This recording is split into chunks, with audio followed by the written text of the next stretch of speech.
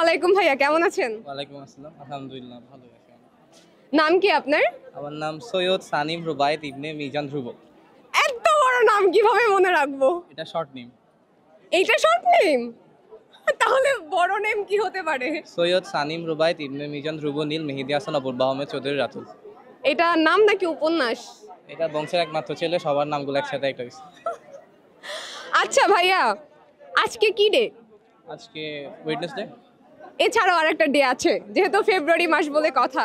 ওসব পালন করা হয় না জানেন, তবে আই গেস হাক ডে।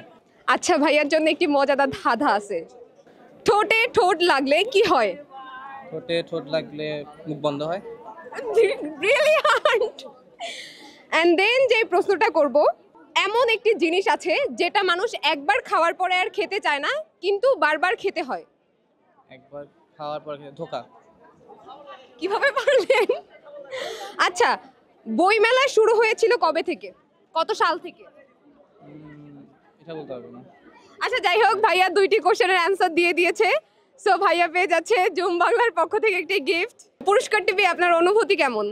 ভালোই লাগতেছে, লাইফে অনেক পুরস্কার পাইছি, তার মধ্যে এটাও একটা অ্যাচিভমেন্ট। তো থ্যাংক ইউ ভাইয়া, ভালো থাকবেন।